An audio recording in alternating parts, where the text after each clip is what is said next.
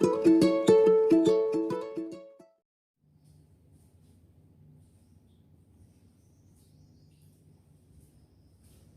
दोस्तों, हमारे YouTube channel पर आपका एक बार फिर से स्वागत है। इससे पहले वाली जो क्लास थी वो रघुवीर सर ने ली थी। रघुवीर सर आपको केमिस्ट्री क्लास 12th की जो फर्स्ट बुक है वो करवाएंगे और मैं आपको ऑर्गेनिक केमिस्ट्री करवाऊंगा क्लास 12th के लिए। तो ऑर्गेनिक केमिस्ट्री में अपने कुछ बेसिक कर रहे थे।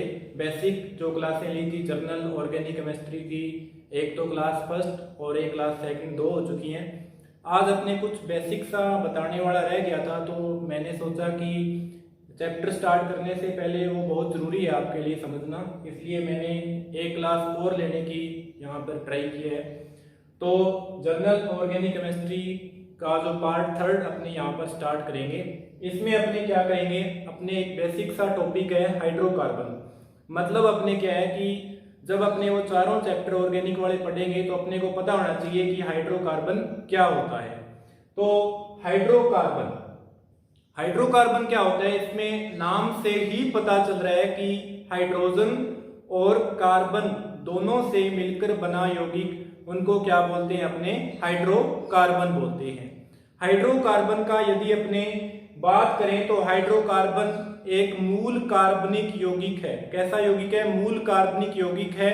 और जो अन्य यौगिक होंगे वो क्या होते हैं, इससे व्युत्पन्न होते हैं। ठीक है, तो हाइड्रोकार्बन के अपने वर्गीकरण की बात करते हैं तो हाइड्रोकार्बन के वर्गीकरण में हाइड्रोकार्बन मेनली 2 टाइप्स यानी 2 प्रकार के होते हैं। और वो कौन कौन से होते हैं? एक तो होता है इसमें एलिफेटिक हाइड्रोकार्बन और दूसरा पार्ट होता है इसका एरोमेटिक हाइड्रोकार्बन। एलिफेटिक हाइड्रोकार्बन कौन से होते हैं कि ऐसे हाइड्रोकार्बन जिसमें सामान्य कार्बन श्रृंखला पाई जाती है, वो कौन से होते हैं? Aliphatic hydrocarbon.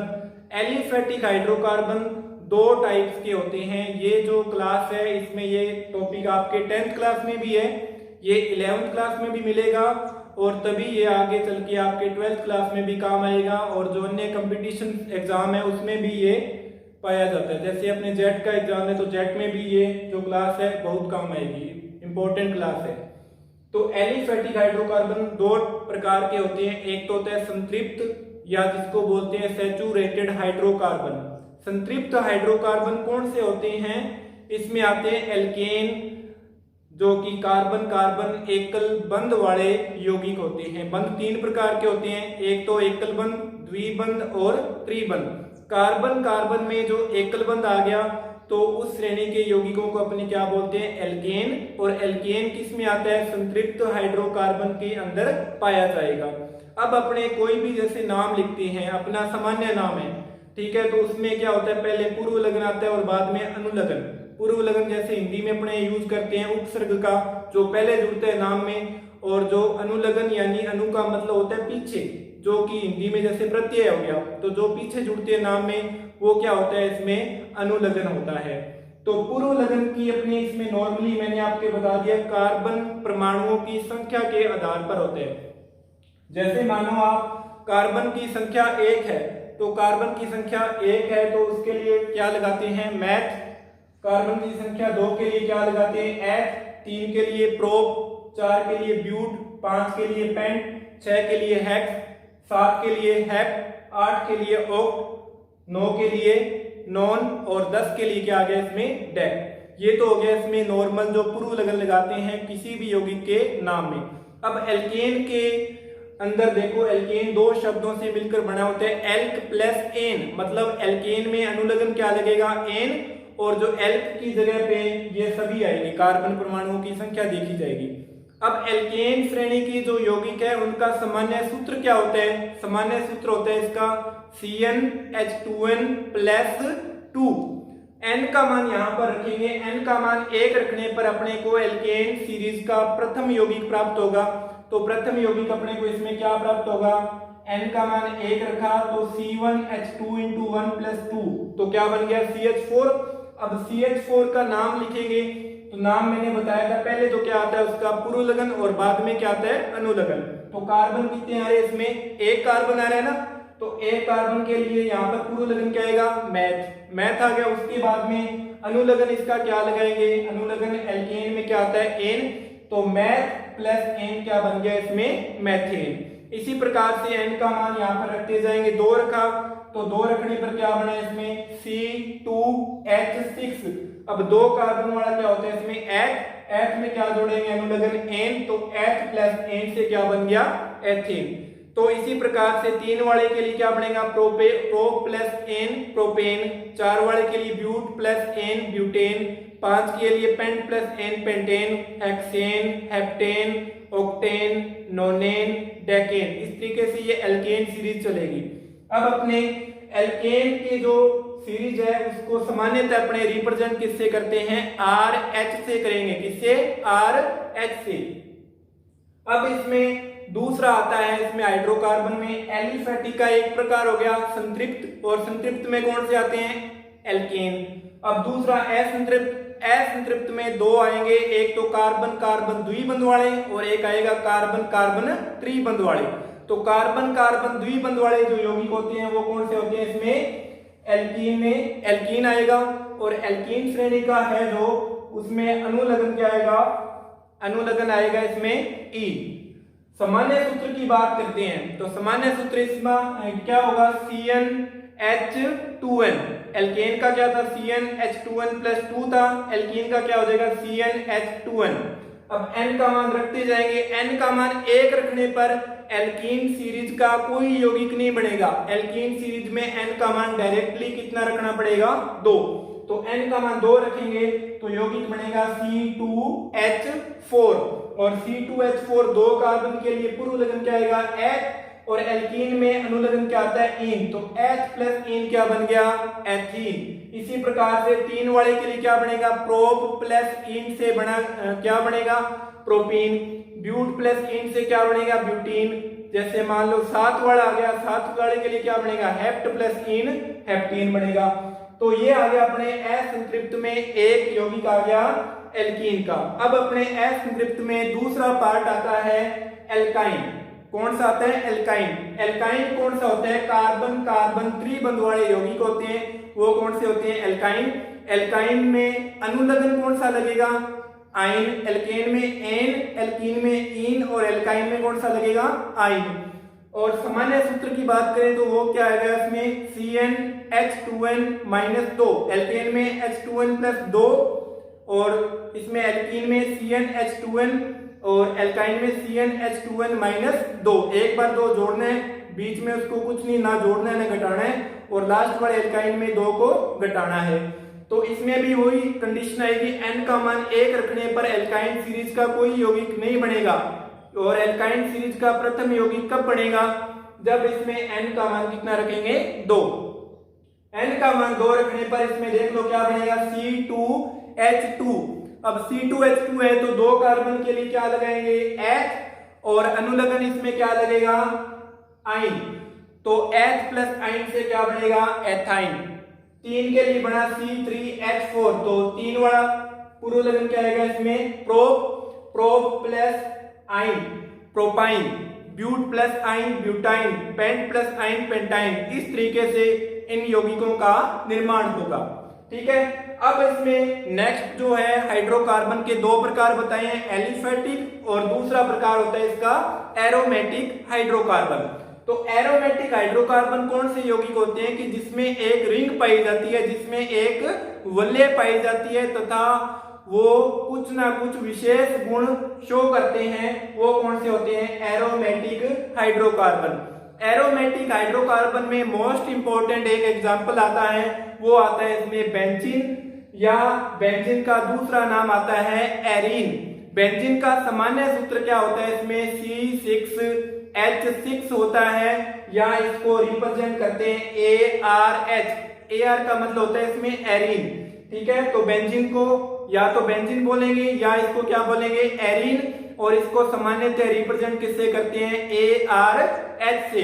या इस तरीके का इसमें साइकिल भी पाया जाता है, इसमें 6 कार्बन आ गए और 6 कार्बन के ऊपर एक एक क्या जोड़ दिया, हाइड्रोजन, और इस रिंग के अंदर 3 क्या पाए जाते हैं, द्विबंध, और तीनों द्विबंध क्या होते हैं, एकांतर क्रम के अंदर पाए जाते हैं। अब देखो इसमें इंपॉर्टेंट सा टॉपिक है, एक तो एल्काइल समूह होता है और एक होता है एरिल या बेंजिल समूह आता है, ठीक है।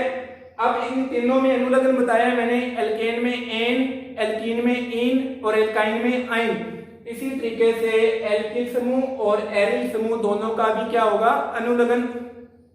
अनुलग्न देखो क्या आएगा, एल्किल समूह का लास्ट में इल आ रहा है, इल आ रहा है तो इसका अनुलग्न क्या आ जाएगा, इल, ठीक है। और एरिल में भी अनुलग्न लास्ट में क्या आ रहा है, नाम में इल आ रहा है तो इसका अनुलग्न भी क्या हो जाएगा, इल। अब नॉर्मल एल्केन को रिप्रेजेंट किससे किया था अपने, आर एच से, किससे रिप्रेजेंट किया था, आर एच से। और एल्किल समूह को रिप्रेजेंट किससे करेंगे, आर से, किससे रिप्रेजेंट करेंगे, आर से, ठीक है। और एरिल समूह है जो, इसको रिप्रेजेंट किससे करेंगे, जैसे एरिन को रिप्रेजेंट किया है ए आर एच से, तो एरिल को किससे करेंगे, ए आर से। अब देखो एल्किल और एरिल समूह का निर्माण कैसे होता है, तो इसका निर्माण करने के लिए एल्किल समूह में तो ये तो किससे बनेंगे, अपने एल्केन से, और जो एरिल है वो किससे बनेंगे, एरीन से, ठीक है। ऊपर मैंने बना रखे हैं, तो एल्किल समूह किससे बने होते हैं, एल्केन से। एल्केन का सामान्य सूत्र होता है आर, रिप्रेजेंट करते हैं आर एच से।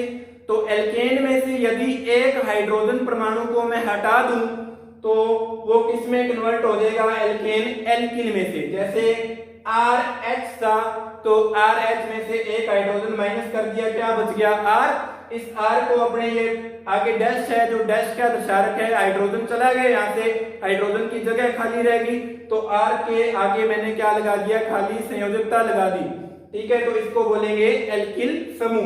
अब इसमें देखो, अब कुछ इसमें एल्केन सीरीज के यौगिक दिए हैं, जैसे इसमें आ रहा है मेथेन, मेथेन के बाद में क्या बनाया था, एथेन। तो मेथेन में क्या होता है कि मेथेन CH4, इसका सामान्य सूत्र हो गया, CH4 से मैं यदि एक हाइड्रोजन को बाहर निकाल दूं, एक हाइड्रोजन को बाहर निकाल दिया तो CH4 में से एक H गया, कितने बच गए, CH3, और आगे एक संयोजकता खाली होगी। CH4 का सामान्य नाम क्या था, मेथेन, मतलब एल्केन में अनुलग्न क्या आ रहा है, एन, तो मेथेन है। अब मेथेन से एक H बाहर निकल गया तो अपने को क्या प्राप्त हुआ, एल्किल, एल्किल में अनुलग्न क्या आएगा, इल, मतलब यहां से एन को हटाकर क्या लग गया, इल, और एक हाइड्रोजन इसमें से कम हो गया। जैसे दूसरा है C2H6 है, ये क्या है, इसमें एथेन है, तो एथेन से अपने क्या बनेगा, एन हटाकर इल लगाएंगे तो एथिल बनेगा, और एथिल के लिए क्या करेंगे, C2H6 में से एक H को हटा देंगे तो क्या बचेगा अपने पास, C2H5, क्या बना इसमें, C2H5। इसी तरीके से C3H8, C3H8 में से एक H बाहर निकाला तो अपने पास क्या बच गया, C3H7, और ये प्रोपेन है, प्रोपेन किसमें कन्वर्ट होगा, प्रोपिल में, किसमें कन्वर्ट हो गया ये, प्रोपिल में। अब इसमें बात करते हैं एरिल या बेंजिल समूह की। एरीन ARH होता है, ARH में से एक H बाहर निकालेंगे, ठीक है, ARH में से एक H बाहर निकालेंगे तो अपने को क्या मिला इसमें, एरिल ग्रुप, ठीक है। एरेन किसमें कन्वर्ट हो गया, एरिल में, तो एरीन से क्या बना, एरिल, बेंजीन से क्या बनेगा, बेंजिल, मतलब इन से क्या लगाना है, लास्ट में इल लगाना है। जैसे C6H6, यह सामान्य सूत्र किसका होता है, बेंजीन का, तो C6H6 में से एक H बाहर निकल गया तो ये किसमें कन्वर्ट हो गया, C6H5 में एक हाइड्रोजन फिर से कम हो गया तो अपने को क्या प्राप्त हो गया, इसमें बेंजीन। तो ये इसमें सामान्य सी इसमें इंपॉर्टेंट बातें थी हाइड्रोकार्बन के बारे में, ठीक है, ये आपके लिए इंपॉर्टेंट क्लास है।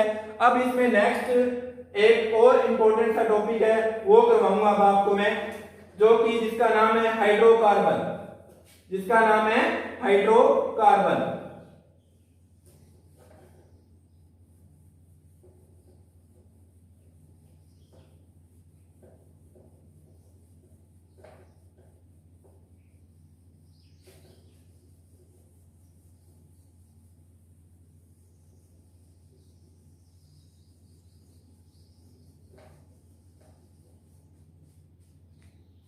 हाइड्रोकार्बन जो अपने नेक्स्ट टॉपिक की बात करें तो उसका नाम है अपने संकरण। और संकरण जो है मैं आपको ट्रिकली बेस बताऊंगा, इसका नाम है हाइब्रिडाइजेशन। मतलब कोई भी आपको यौगिक दे दिया जाए और आपसे पूछा जाए कि इस यौगिक में संकरण क्या होता है, तो उसकी सीधी सी ट्रिक बताऊंगा आपको, उसका फॉर्मूला याद होना चाहिए, आपका संकरण कभी भी गलत नहीं होगा, ठीक है। और वो फॉर्मूला कौन सा होता है कि केंद्रीय परमाणु के संयोजी कोश में इलेक्ट्रॉन की संख्या, केंद्रीय परमाणु के संयोजी कोश में इलेक्ट्रॉन की संख्या प्लस इसमें आएगा एकल संयोजी तत्वों की संख्या, और एक इसमें आएगा आगे प्लस माइनस आवेश। क्या आएगा? प्लस माइनस आवेश। और इस पूरे में क्या करेंगे? 2 का भाग देंगे। केंद्रीय परमाणु के संयोजी कोश में इलेक्ट्रॉन की संख्या प्लस एकल संयोजी मतलब एक संयोजी तत्वों की संख्या, और प्लस माइनस क्या आएगा इसमें? आवेश। इसका जो टोटल आएगा उसमें 2 का भाग देना है, ठीक है। अब देखो इस फॉर्मूले में ये जो संकरण होता है, संकरण के कितने टाइप का संकरण होता है? मेनली s और p ऑर्बिटल से मिलकर बने होते हैं, वो 3 होते हैं, sp3, दूसरा कौन सा होता है इसमें? sp2, और तीसरा कौन सा होता है इसमें? sp संकरण। तो 3 तो ये हो गए s और p से मिलकर बने, और 2 कौन से होते हैं? बाकी जो 3 बच गए s, p और एक d, इन तीनों से मिलकर जो इसमें बनेगा कक्षक वो कौन सा होता है? एक तो हो गया इसमें sp3d, उसके बाद में sp3d2, और एक यहां पर कौन सा हो गया? sp3d3 हो गया, ठीक है। तो अब देखो इसमें अपने काउंट करेंगे। sp3 में नंबर ऑफ ये सबशेल या उपकोष की संख्या कितनी आ जाएगी? इसमें नंबर ऑफ ऑर्बिटल कितने आ जाएंगे? 3p और 1s कितने आ गए? 4। इसमें कितने आ जाएंगे? 1s और 2p कितने आ गए? इसमें 3। sp में कितने आ जाएंगे? 1s है और 1p है, कितने हो गए? 2। sp3d में देखो कितने आएंगे? 1s प्लस p कितने हैं इसमें? 3, और 1 क्या आ गया इसमें? d, ठीक है। तो कितने हो गए? 5। sp3d2 में कितने हो जाएंगे? 3 p हो गए, और 1 s हो गया 4, और 2 क्या हो गया इसमें? d, कितने हो गए? 6। sp3d3 में कितने हो जाएंगे? 3 और 3 6, और 1 7। अब ये अपने पास में आ गई इसमें संख्या। अब क्या करेंगे इसमें आगे? जैसे आपको कोई यौगिक दे दिया, यौगिक है आपके पास में CH4 में आपको एक तो पता होना चाहिए कि केंद्रीय परमाणु कौन सा होता है। केंद्रीय परमाणु इसमें कौन सा आ गया? कार्बन आ गया। अब कार्बन आ गया, कार्बन के क्या आना चाहिए? संयोजी कोश में इलेक्ट्रॉन की संख्या। तो संयोजी कोश कौन सा होता है? जैसे कार्बन का आपको इलेक्ट्रॉनिक विन्यास लिखना आना चाहिए। क्या होगा इसमें? कार्बन कितने पर आता है? 6 पर। तो 6 पर है तो इसका इलेक्ट्रॉनिक विन्यास क्या आएगा? 1s2 2s2 2p2। अब यह इसमें संयोजी कोश, एक तो पहले कोश तो कंप्लीट हो गया, जो दूसरा कोश है 2s2 2p2, ये क्या होगा? इसका संयोजी कोश होगा। संयोजी कोश में कितने इलेक्ट्रॉन आ रहे हैं इसमें? 2 और 2 4। तो केंद्रीय परमाणु के संयोजी कोश में इलेक्ट्रॉन की संख्या कितनी आ गई? CH4 में 4। अब इसमें आता है एकल संयोजी तत्व। तो एकल संयोजी तत्व कार्बन के साथ में क्या जुड़े हुए हैं? हाइड्रोजन 4 जुड़े हैं। हाइड्रोजन कैसा तत्व होता है? एकल संयोजी, मतलब एक संयोजकता वाला होता है इसमें। तो 4 हाइड्रोजन है, तो 4 इसकी एकल संयोजी तत्व इसमें ऐड कर देंगे, 4 + 4। अब इसमें इसके ऊपर कोई आवेश दिखाई दे रहा है आपको? प्लस माइनस कुछ भी नहीं है, तो आवेश की जगह अपने इसमें खाली छोड़ देंगे और बटे में भाग दे देंगे किसका? 2 का। तो 4 + 4 8, 8/2 कितना आ गया इसमें? 4। अब 4 वाला कौन सा संकरण होता है इसमें? sp3, मतलब CH4 के अंदर कौन सा संकरण आएगा, sp3। ये नॉर्मल सी ट्रिक है, एक आपको फॉर्मूला पता होना चाहिए और एक आपको इसमें केंद्रीय परमाणु की पहचान पता होनी चाहिए। उसके बाद में आप उसमें संयोजी कोश के इलेक्ट्रॉन की संख्या निकालो, एकल संयोजी तत्वों की संख्या जोड़ो, प्लस माइनस आवेश करो और भाग दे दो 2 का, आपको उसका संकरण प्राप्त हो जाएगा। अब जैसे मैं इसमें एग्जांपल और लेता हूं, जैसे मान लो BCl3 है, बेरिलियम, ये बोरोन ट्राई क्लोराइड। तो BCl3 में केंद्रीय परमाणु क्या आ गया अपने पास में, बोरोन हो गया। बोरोन आता है कितने पर, 5 पर, और 5 पर है तो इसका जो सामान्य इलेक्ट्रॉनिक विन्यास क्या आएगा, 1s2, उसके बाद में 2s2 2p1। अब इसके संयोजी कोश का पता होना चाहिए आपको, क्या आएगा इसमें, 2s2 2p1, ये इसमें संयोजी कोश। संयोजी कोश में कितने इलेक्ट्रॉन आ रहे हैं, इसमें 2 और 1 कितना आ गया, 3 इसमें संयोजी कोश के इलेक्ट्रॉन आ गए, प्लस एकल संयोजी तत्व, एकल संयोजी B के साथ में कितने जुड़े हैं, 3, मतलब क्लोरीन है वो एकल संयोजी होते हैं। फ्लोरीन, क्लोरीन, ब्रोमीन, आयोडीन, चारों हैलोजन है वो एकल संयोजी होते हैं। हाइड्रोजन है वो भी एकल संयोजी होता है। तो कितने इसमें जुड़े हुए हैं क्लोरीन, 3। तो इसके लिए अपने फॉर्मूला बनेगा, केंद्रीय परमाणु के संयोजी कोश में कितने इलेक्ट्रॉन आ रहे हैं, 2 और 1 3, प्लस इसमें क्या जोड़ेंगे, एकल संयोजी कितने आ रहे हैं इसमें, 3। अब इसके ऊपर कोई आवेश नहीं है तो आवेश वाला खाली छोड़ दिया, बटे में भाग इसका देंगे 2 का, तो 6 बटे में 2 कितना आ गया इसमें, 3। और 3 वाले के लिए कौन सा आएगा, 3 वाले के लिए कौन सा संकरण आएगा, sp2। कौन सा संकरण आ गया इसमें, sp2। अब मैं आपको एक और एग्जांपल बताता हूं, तीसरा है बेरिलियम क्लोराइड BeCl2। बेरिलियम कितने पर आता है, 4 पर, तो बेरिलियम का सामान्य इलेक्ट्रॉनिक विन्यास हो जाएगा 1s2 2s2। अब 2s2 है इसमें संयोजी कोश, संयोजी कोश में कितने इलेक्ट्रॉन आ गए, 2। अब इसके साथ में जो क्लोरीन जुड़ा है वो एकल संयोजी है, कितने क्लोरीन जुड़े हैं, 2। तो 2 में 2 जोड़ देंगे, 2 प्लस 2 कितना हो गया, 4। 4 में 2 का भाग देंगे तो कितना आएगा, 2 प्लस 2 बटे में 2 कितना आ गया, 4 बटे में 2 आ गया। और 2 वाले के लिए कौन सा संकरण आएगा इसमें, sp संकरण। कौन सा संकरण आएगा इसमें, sp संकरण। तो ये 3 संकरण हो गए, एक तो sp3 का एग्जांपल आ गया 4 वाला, 3 वाला आ गया sp2 का, और 2 वाला आ गया इसमें sp का संकरण। ठीक है, अब इसमें एग्जांपल मैं और भी बताऊंगा आपको, जो ये आगे वाले संकरण बताए हैं D वाले। ठीक है, तो ये ट्रिक आप यदि याद कर लेते हो ये फॉर्मूला, तो आप इजीली संकरण को सही कर पाओगे, संकरण कभी भी गलत नहीं होगा। ठीक है, अब इसमें नेक्स्ट मैं बात करता हूं PCl5। PCl5 में यदि आपने संकरण निकालना है तो केंद्रीय परमाणु कौन सा है इसमें, अपने पास में फास्फोरस, और फास्फोरस है वो कितने पर आएगा, फास्फोरस आता है अपने पास में 15 पर। फास्फोरस कितने पर आता है इसमें, 15 पर। तो इसका सामान्य इलेक्ट्रॉनिक विन्यास लिखेंगे फास्फोरस का 1s2, उसके बाद में 2s2 2p6 3s2 और 3p3। 15 हो गए ना, ये 10 और 5 15। अब इसमें संयोजी कोश कौन सा आ रहा है इसमें, तीसरा 3s2 3p5। तो 2 और 1 3 कितने हो गए, 5 आ गए इसमें केंद्रीय परमाणु के संयोजी कोश में इलेक्ट्रॉन।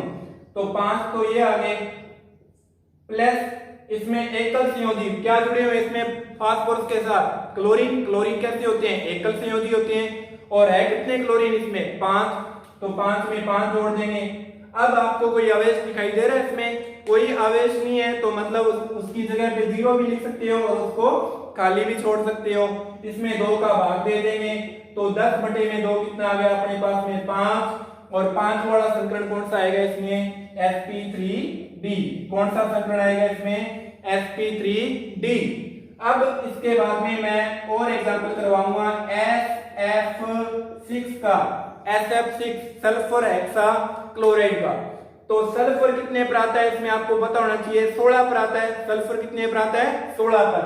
अब सल्फर का इलेक्ट्रॉनिक विन्यास आना चाहिए आपको 1s2 2s2 2p6 3s2 3p4।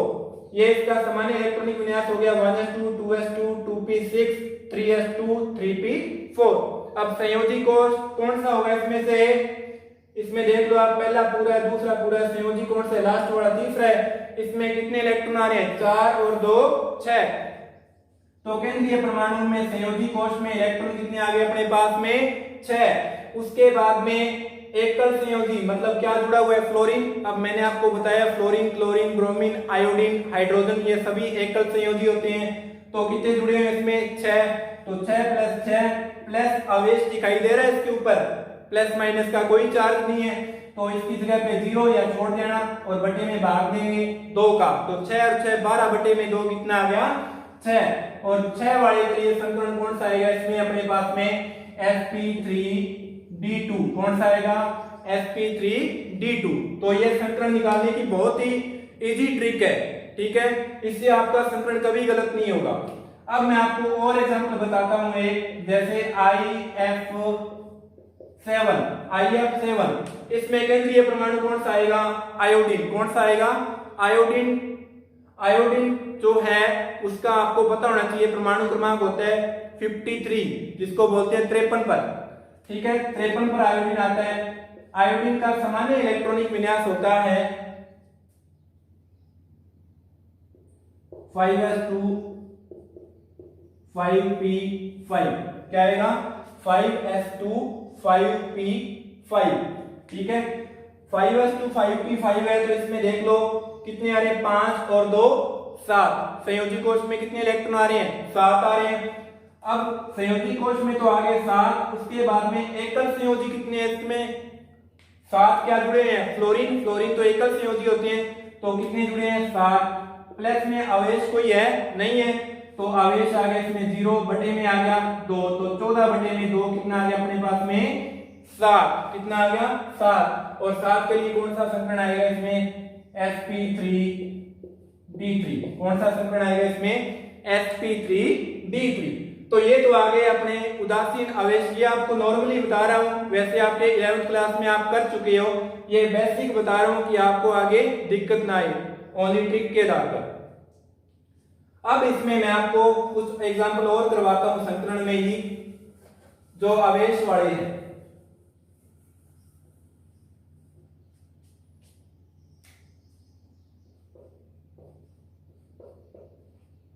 जैसे PCl4- है। PCl4- में केंद्रीय परमाणु फास्फोरस कितने पर आता है? 15 पर। तो फास्फोरस का सामान्य इलेक्ट्रॉनिक विन्यास लिख लो, 1s2 2s2 2p6 3s2 3p3। तो देख लो 10 और 5 15 15 पर आता है। संयोजी कोष में कितने आ रहे हैं? 3 और 2 5। संयोजी कोष में कितने आ रहे हैं? 3 और 2 5। प्लस एकल संयोजी क्या जुड़े हैं इसमें? क्लोरीन। कितने क्लोरीन जुड़े हैं? 4। तो 5 + 4। अब आ गए इसके ऊपर आवेश। आवेश क्या आ रहा है? माइनस। माइनस का कितने? 1। अब यदि आवेश आ जाए माइनस, तो आपने इसमें जोड़ करना है, उसका जितना भी आवेश है उसको जोड़ना है। कब? जब आवेश यौगिक के ऊपर कैसा हो? माइनस में हो। तो माइनस में कितने? 1। तो इसमें क्या करेंगे? उसको जोड़ेंगे। कितना जोड़ना है? जितना आवेश होता है। तो +1 बटे में क्या कर देंगे? 2। तो 5 और 4 9, 9 और 1 10 बटे में 2 कितना आ गया? 5। और 5 वाले यौगिक के लिए कौन सा है? 5 वाला कौन सा होता है? sp3d2। ये 5 वाला कौन सा होता है? Sorry, sp3d। अब मैं आपको एक और बताता हूं, ICl4-। कौन सा? ICl4-, iodine tetra chloride minus का है। इसमें आयोडीन है, अभी आपने किया तो लास्ट में क्या होता है? 5s2 5p5। संयोजी कोष का जो विन्यास होता है वो क्या होता है? 5s2 5p5। इसमें कितने इलेक्ट्रॉन आ रहे हैं? इसमें 5 और 2 7। कितने आ रहे हैं संयोजी कोष में? 7। तो एक इसमें केंद्रीय परमाणु में संयोजी कोष में इलेक्ट्रॉन आ गए 7। प्लस इसमें एकल संयोजी क्लोरीन जुड़े हैं। क्लोरीन कितने जुड़े हैं? 4। तो क्लोरीन को इसमें मैंने ऐड कर दिया। अब आवेश कैसा आ रहा है इसके ऊपर? माइनस का आ रहा है, ठीक है। माइनस का कितना आ रहा है? 1। तो मैंने आपको बताया यदि माइनस का है तो उतना ही इसको जोड़ना है, उल्टा करना है। तो प्लस का 1 बटे में क्या आ गया? 2। तो 7 और 4 11, 11 और 1 12 बटे में 2 कितना आ गया? 6। और 6 वाले यौगिक के लिए कौन सा आ रहा है? sp3d2। कौन सा संकरण आएगा इसमें? sp3d2, ये इसकी ट्रिक है, ठीक है, sp3d2। अब मैं आपको और बताता हूं, जैसे CO3 2 माइनस, कार्बोनेट जो आयन होता है CO3 2 माइनस, इसमें केंद्रीय परमाणु अपने को दिखाई दे रहा है, क्या आएगा इसमें? कार्बन आएगा, ठीक है। कार्बन कितने पर होता है? 6 पर, और कार्बन का सामान्य इलेक्ट्रॉनिक विन्यास कितना होता है? 1s2 2s2 2p2, 1s2 2s2 2p2। तो संयोजी कोश में कितने आ रहे हैं? 2 और 2 4, 2 और 2 4 हो गए। तो संयोजी कोश में लिख दिया मैंने, इलेक्ट्रॉन की संख्या केंद्रीय परमाणु में हो गई 4। अब एकल संयोजी आपको दिखाई दे रखा है क्या? इसमें आपको इसमें क्या दे रखा है? ओनली ऑक्सीजन, और ऑक्सीजन की कितनी संयोजकता होती है? 2, मतलब ऑक्सीजन एकल संयोजी नहीं है, ये क्या है? द्विसंयोजी है। तो एकल संयोजी वाला इसमें 0 आ जाएगा, कोई यौगिक नहीं है इसमें जो एकल संयोजी हो। अब उसमें क्या कर दूंगा मैं? 0। अब आगे चलेंगे आवेश पर। आवेश देखो इसमें माइनस का है, माइनस का कितना है? 2, तो माइनस वाला हो तो उसको क्या करना है? अपने जोड़ना है। जोड़ेंगे कितना? जितना आवेश है, तो प्लस कितना कर दूंगा मैं इसमें? 2 बटे में आ गया 2, 4 और 2 कितना हो गया? 6, 6 में 2 का भाग देंगे, कितना आ गया? 3, और 3 वाला कौन सा होता है इसमें? sp2। कौन सा संकरण हो गया इसमें? sp2।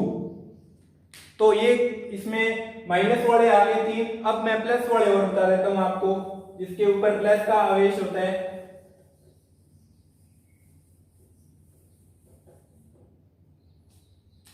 प्लस के आवेश वाला है, जैसे एग्जांपल NH4 प्लस, इसमें केंद्रीय परमाणु क्या हो गया? नाइट्रोजन, और नाइट्रोजन कितने पर आता है? 7 पर। तो इसका इलेक्ट्रॉनिक विन्यास लिखेंगे 1s2 2s2 2p3। तो इसमें संयोजी कोश में कितने आ गए? 3 और 2 5। तो केंद्रीय परमाणु के संयोजी कोश में इलेक्ट्रॉन आ गए 5। एकल संयोजी कितने जुड़े दिखाई दे रहे हैं आपको? 4 हाइड्रोजन है, हाइड्रोजन एकल संयोजी होते हैं, कितने जुड़े हैं? 4। तो 5 + 4। अब इसके ऊपर आवेश आ गया कैसा? प्लस का। कैसा आवेश आ गया? प्लस का। तो मैंने आपको बताया जब प्लस का आवेश होता है तो उसको माइनस करना है, माइनस का आवेश होता है तो उसको प्लस करना है। तो प्लस का कितना है? 1, तो मैं इसमें से 1 घटा दूंगा और भाग दे देंगे इसमें 2 का। तो 5 और 4 9, 9 में से 1 गया, कितने रह गए? 8, 8 में 2 का भाग देंगे तो कितना आ गया अपने पास में? 4। और 4 वाला कौन सा होता है इसमें? संकरण आ गया sp3। तो ये था अपने संकरण वाला टॉपिक, जो कि एक ट्रिक के आधार पर है। यदि आपके पास में कोई भी एग्जाम्पल मिले, आप उसको, ये ट्रिक है जो अप्लाई करके देखना, 100% आपका संकरण वाला जो क्वेश्चन होगा वो कभी गलत नहीं होगा। वीडियो में इतना ही, और यदि वीडियो अच्छा लगे तो please like share and subscribe करें। धन्यवाद।